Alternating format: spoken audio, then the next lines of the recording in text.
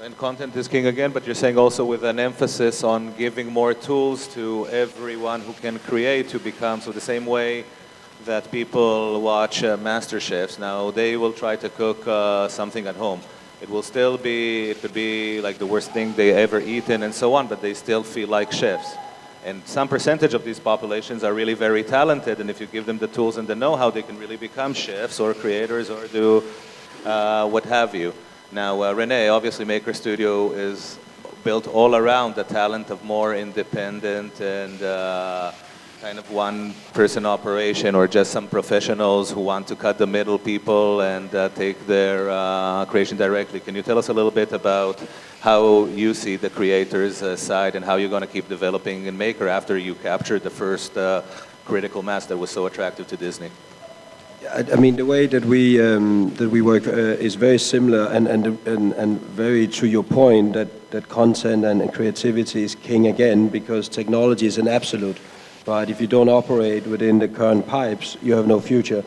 So Maker Studios, because of its DNA, has created a technology set that empowers the creators. So we have between 1,500 to sometimes for 25,000 creators around the world applying to use our CMS, our Insight technology. We approve maybe a few hundred, sometimes a little bit more a day.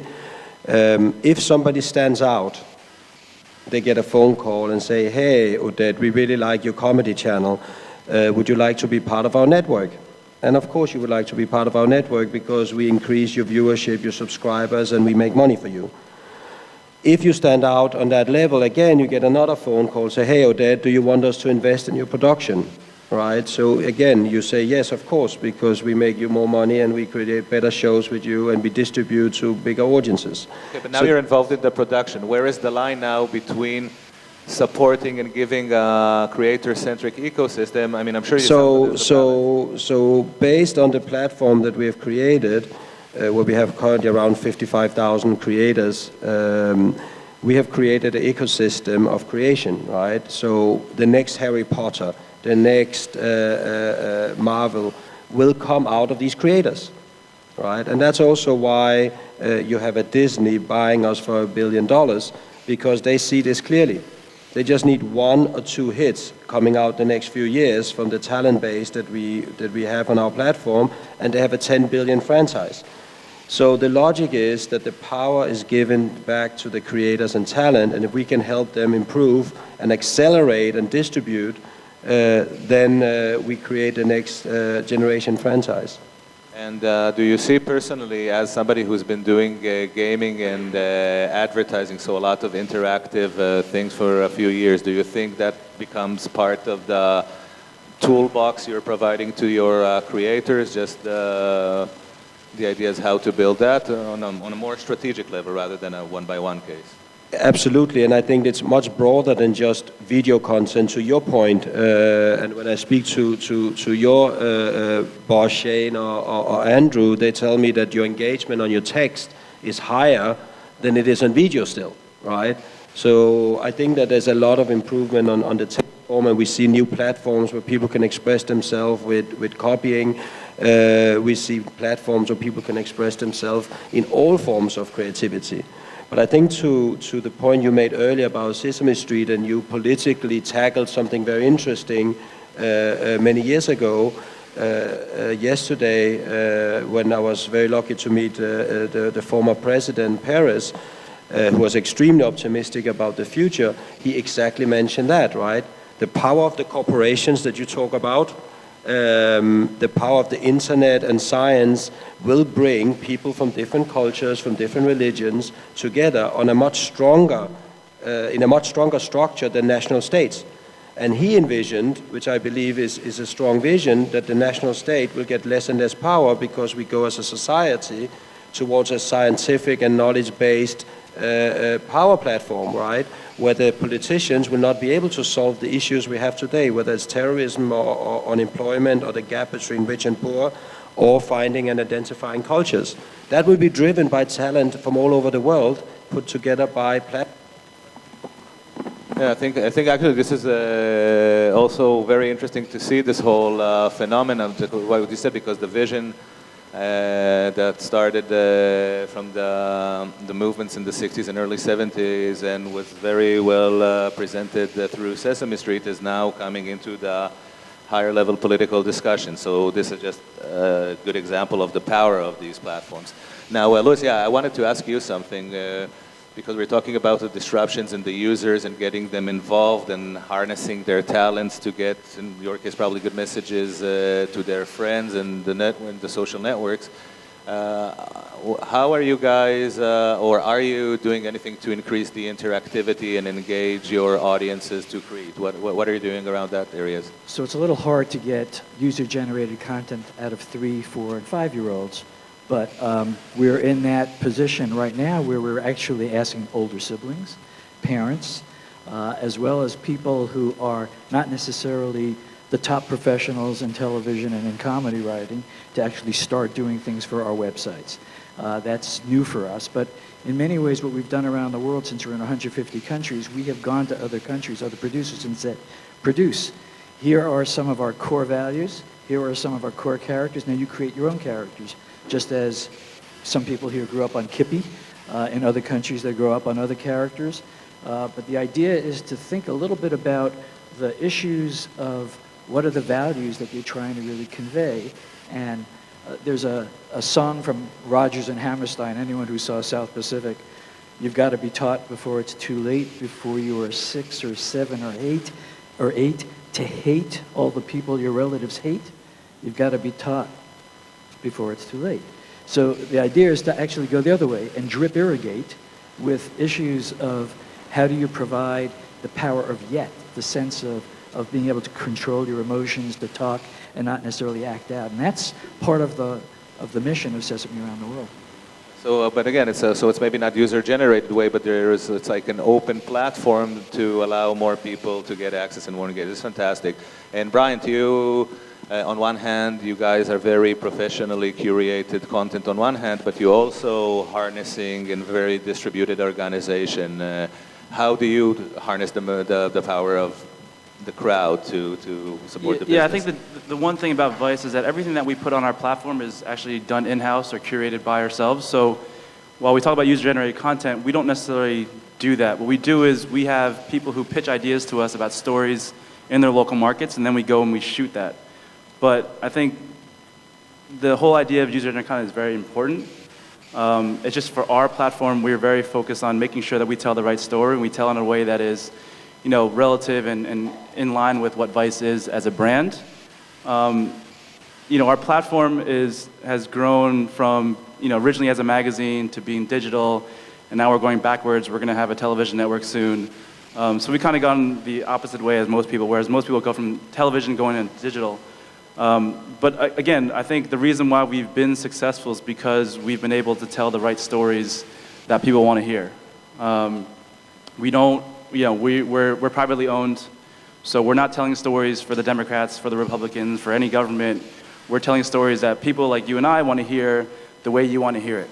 So, as Shane says, you know, we cut through the bullshit, excuse my language, but we just tell it straight to the source. And I think that's the hardest hitting aspect of what makes Vice so important, is because we don't sugarcoat anything. And that's really, again, what reaches out to all of us, right? It's, you know, I think it's, as Louis said, as Uri said, as Han said, as René said, it's just what is important to us in terms of content, what reaches our, you know, our hearts and our minds, and that's what we need to tell. Yeah, absolutely. I think, again, the emotional connection, either when you create the content or consuming one, is something that is getting more and more focused. I think we're just even in other forms of content. I'm an investor in a company called Playbuzz, which is now doing phenomenally well. And it's an open platform that everybody can write and publish their own elements. So as soon as we opened it to publish it to a lot of people, then this is where we started seeing growth. So a lot of the growth was still from the professionally curated quizzes and games, etc. But once it was open to everybody to contribute, it could be a professional, it could be an amateur, and some end users did amazing things that were shared by millions of users. So I think today, again, the whole infrastructure is more democratized. So people today, I can choose. I don't need to choose. I can choose the Vice episode in North Korea, even if my government or my TV broadcaster, for some political or other reason, don't have it. I think this is very powerful. Now we're getting close to the end. One last question I wanted to ask the audience: are there any entrepreneurs or creators in the audience? Raise your hand. Who has a startup or something, a content-related business? So I'm sure this great group of people would love to get some of your insights about where would you go with your new initiative if you were a young entrepreneur.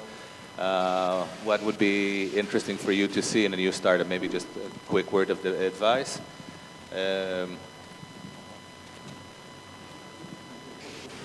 I think maybe we'll start with Hanan. I'm going back to authenticity, and I'm saying that authenticity in its beginning, it's like thinking about your users and about what they need, and making sure that whatever you make, you recognize their contribution into it.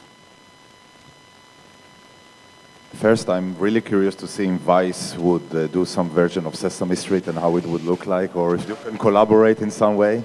That will be restricted for 18-year-olds and above. Yeah. But actually, we'll bring Elmo to North Korea. But actually now Cookie I Monster. think, now when I see you guys, I think, Louis, maybe you can tell me, I think, Ernie and Bert did really went a long way together. Now, what do you think about the new concept? Ernie, Bert, and Uri. Bert, I think it will add like a... I can only say that Bert and Ernie don't exist below the waist, so just keep that in mind. Yeah, I know, and generations ask why was that? No matter what Vice might want to do with them. I guess really one of the things that was the power of Sesame's success initially was trying to really create the sense of contagious joy, and then doing really rapid testing to see how people reacted. But we had a vision, and then we tested that vision with others to see how real it was. We didn't expect others to have that vision, but we wanted to make sure that it was a vision that was digestible. And I think keep that in mind, whoever you are as an entrepreneur. And Uri, I think you were in the middle of...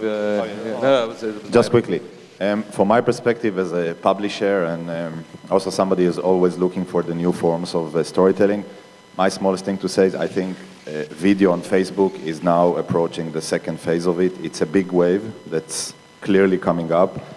We've seen, over the last year experiments of, video auto-playing on the feed and how does it work. That thing, I think, proved to be quite successful. All of you seeing Facebook, in your Facebook feed video are playing. Right now, it's mostly all kind of rips from YouTube, from other things. But now it is coming very soon, and they're doing it, now with Beyonce, they announced a few things. So I think it's becoming a really relevant thing, and every video publisher or aspiring creator has to ask itself or themselves, what are we doing with Facebook, with video on Facebook? What do we want to do? Is there opportunities we can tap on? Because Facebook is clearly going to push it very big. And now, after the first phase of figuring out how it works and if the user experience is okay, now the professional content will take off. And they've snatched a few talents already. And if you have, Facebook presence, you would have to think about it. And I would say very clearly, if Facebook would present a good opportunity for me, I'm leaving YouTube and focusing only on Facebook. Wow, that's a bold statement. I think now because YouTube is becoming very difficult, and I'm not a big network like any of those. But Okay, the so amazing power of Facebook is becoming very relevant for video content. Yeah. Thanks. Can I ask, are you a shareholder in Facebook? But it doesn't work in China because Facebook is blocked in China. So just Okay, that's out of the way. So, René, YouTube, Facebook, Twitter, all blocked in China. all blocked in China. Okay, so actually this might be an interesting opportunity If you guys want to do China, you think of Youku, Tudou, Renren, Douban, Weixin, WeChat, Weibo. Those are the platforms you want to go with. And I think it's interesting in China that you had at least 4 video platforms that are equal in size, right, and equal importance. In the West, we always think Youku, but you have at least 4 that are important to operate on. But interesting enough, we have a lot of Chinese views now coming into YouTube and our own and operator channels. Yeah, I mean, you can get on if you have a VPN, but for the most part, a vast majority of Chinese people don't have VPNs. So the big platforms that you want to work with, again, are Youku, Tudou, which actually merged together now. You have 1.7 billion people that could be watching your content. That's amazing. And let's go, we're wrapping up soon, so let's just complete our run of recommendations. I think, René, you were on. I think entrepreneurs. Louis, he touched the most important point of any entrepreneur, have a clear vision. You had a vision when you started, and what I see, unfortunately, too many entrepreneurs, there's no clear vision, right? It's marginal improvement. It's like very unclear where they want to grow into. And if you have a vision, you're halfway there. Absolutely. It's great advice. Bryant? No, I mean, I agree. I think everything they said is true. I think the one thing is that as a startup, you get a lot of advice from a lot of different people. You're always looking for investors who have a different view of what they think makes sense for your business. I think the one point I want to say is stick to your guns. You know your own business the best. And find the right person who's going to support you, right? I mean, people are going to want to come in with money and they might give you a great valuation, but if they want to steer you in the wrong direction or something that doesn't agree with what you envision your baby to be, then I don't think you should do it. You should really stick to what you hold is true and what you value for your own self. Great. I think this was really very, very, very, very insightful panel. And thank you guys very much. Now, while we lock, I just one other conclusion. So we see the horror vertical in YouTube, AOL, Maker Studio, which is a new, again, movement and phenomena, Vice, with all the disruption, etc. But you see all this is happening, and some things just stay with us forever, like Sesame Street, which is going to launch their 45th season. Asaf, 45th seasons is not bad, right? You're from TV. So here's a little preview, just with an optimistic ending to this panel. Welcome to Sesame. Try this again. Welcome to Sesame Street. Hello. Hi. Whoa, that's a piranha. An ice cube. You try to add and you get the right answer. You sing a song and you be a great dancer. You dunk the ball and you make the right letter. Everything you do it better. This is what you get. Okay, Bryant, René, Louis, Uri, Hanan, thank you very much. You're an incredible panel. With the power of the yes. Yes, yes, yes. It's the power